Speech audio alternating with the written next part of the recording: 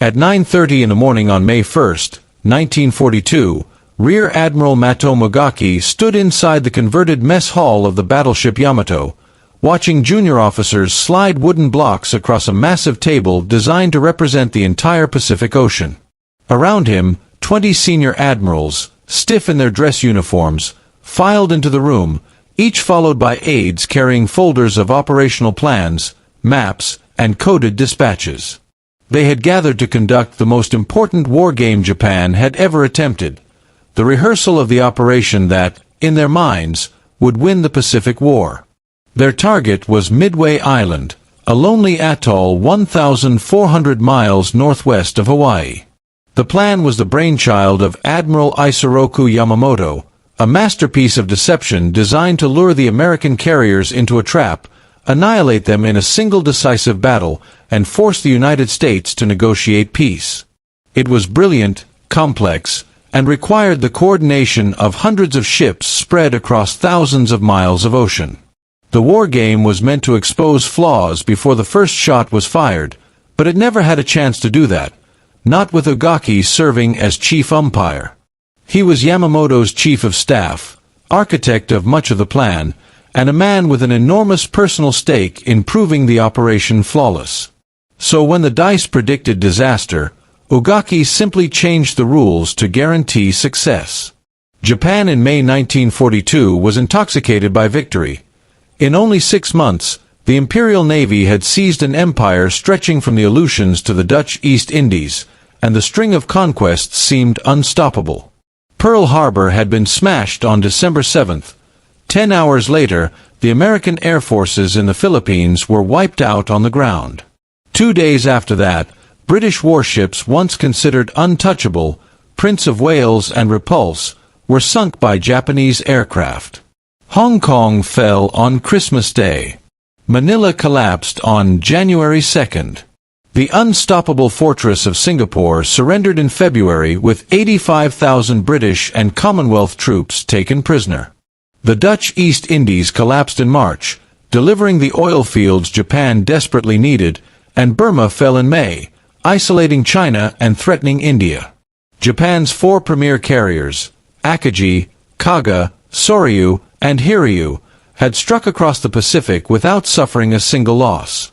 Their pilots flew the Mitsubishi A6M0, the finest carrier fighter in the world, capable of outturning, outclimbing, and outranging anything the Allies fielded.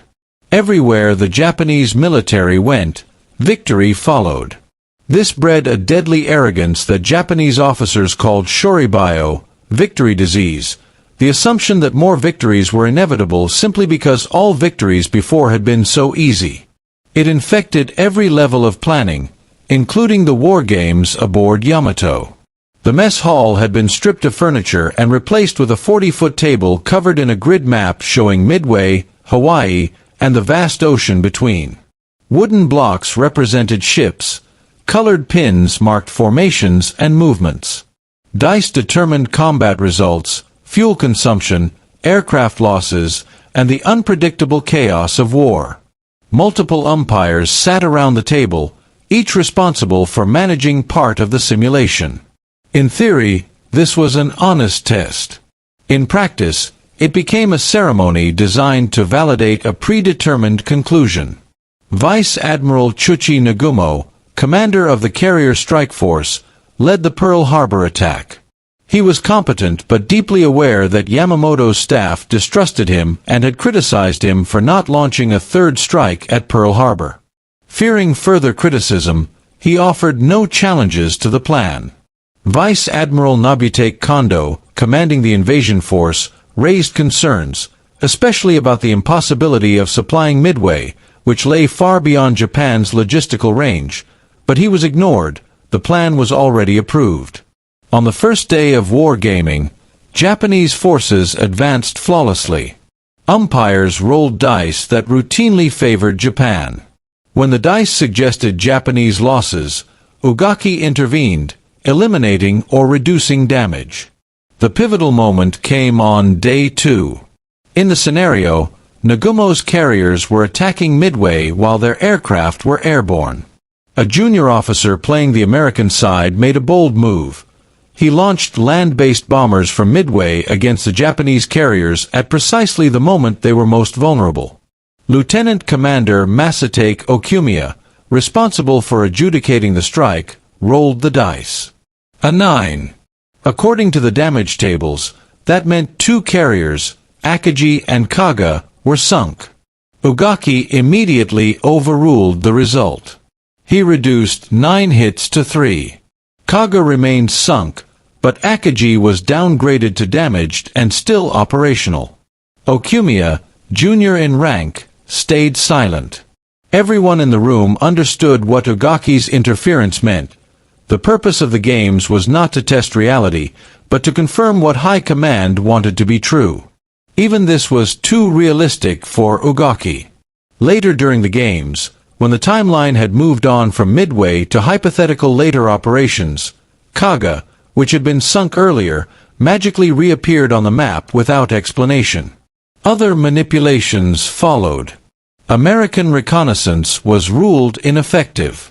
American aircraft behaved in ways convenient to the Japanese plan. When the American player tried positioning his carriers early, exactly what the United States would do in reality, Ugaki declared the move impossible and forced the carriers to stay at Pearl Harbor until after Midway was attacked.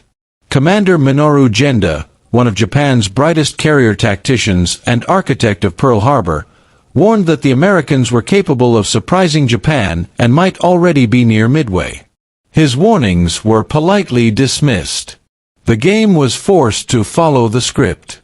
At the end of 4 days, the war games concluded successfully. The plan was flawless. Japan would win a decisive victory. The Americans would be crushed. Reality, however, was preparing a very different outcome. The first lie underlying the plan was that Japanese communications were secure. In truth, American cryptanalysts had cracked the JN-25 naval code. Commander Joseph Rockefort and his team at Station HYPO in Hawaii had been reading Japanese communications for months. By April, they strongly suspected the target, called AF, was Midway. Washington doubted it, so Rockefort orchestrated a trick. He had Midway send an unencrypted message claiming their water distillation plant had failed. When Japanese intelligence soon reported that AF was short on water, HYPO had its proof. Japan believed it held strategic surprise. In fact, it had none. The second lie was that the United States had only 2 operational carriers. After the Battle of the Coral Sea, Japanese pilots believed they had sunk Yorktown. In reality, though heavily damaged, Yorktown limped back to Pearl Harbor. Admiral Chester Nimitz, knowing the attack on Midway was imminent, ordered emergency repairs. Over 1,400 workers swarmed the ship, working around the clock under blackout conditions. Repairs that should have taken 3 months were completed in 72 hours. Yorktown sailed with repair crews still aboard. Japan expected 2 American carriers. In reality, 3 would be waiting. The third lie was the assumption about timing. Yamamoto believed American carriers would remain at Pearl Harbor until Midway was attacked. Instead, Nimitz sent Enterprise, Hornet, and Yorktown to sea days in advance, positioning them northeast of Midway at Point Luck. They were already in perfect position before the battle began. The real battle unfolded 1 month after the war games. At 4:30 a.m. on June 4, 1942, Nagumo launched his first strike against Midway, 108 aircraft. He also launched 7 scout planes. One, from the cruiser Tone, launched 30 minutes late due to catapult issues, a delay that would alter the course of history. The first strike damaged but did not neutralize Midway. A second strike was requested. Nagumo ordered aircraft on deck to be rearmed with land bombs. Then the late scout reported sighting American ships. Nagumo halted rearming. A follow-up message confirmed American carriers. He ordered torpedoes reloaded. The resulting chaos left his carriers cluttered with fueled and armed aircraft, the very vulnerability the war games had predicted but dismissed. At 9:30 a.m., American torpedo bombers attacked. They were slaughtered. Torpedo Squadron 8 lost all 15 aircraft. Only Ensign George Gay survived. Torpedo Squadron 6 lost 10 of 14 aircraft. Torpedo Squadron 3 lost 12 of 13. Not a single torpedo hit. Their sacrifice, however, dragged Japanese fighter cover down to sea level, just as the American dive bombers arrived overhead. At 10:22, 37 SBD Dauntless dive bombers from Enterprise, led by Wade McCluskey, and 17 from Yorktown, led by Max Leslie, found the Japanese carriers. With fighters down low and decks cluttered with bombs and fuel, the carriers were defenseless. In 5 minutes, Kaga, Akagi, and Soryu were mortally hit. Fires detonated stored ordnance, turning the carriers into infernos. By nightfall, all three were gone. Hiryu alone survived and struck back, hitting and eventually crippling Yorktown. But American dive bombers found Hiryu that afternoon and put 4 bombs into her. She sank the next morning. 4 Japanese carriers, lost exactly as the dice had predicted. Japan tried to hide the disaster. Radio Tokyo claimed victory. The public never learned the truth until after the war. Even within the military, only top officers knew the scale of the defeat. Replacement pilots were told their predecessors had been reassigned, not killed. Strategic planning continued under the delusion that Japan still had a functioning carrier fleet. In reality, Midway shattered Japan's offensive capability. The United States seized the initiative with the Guadalcanal landings in August 1942. Without experienced pilots, Japan's carriers became empty hulls. Meanwhile, American production exploded.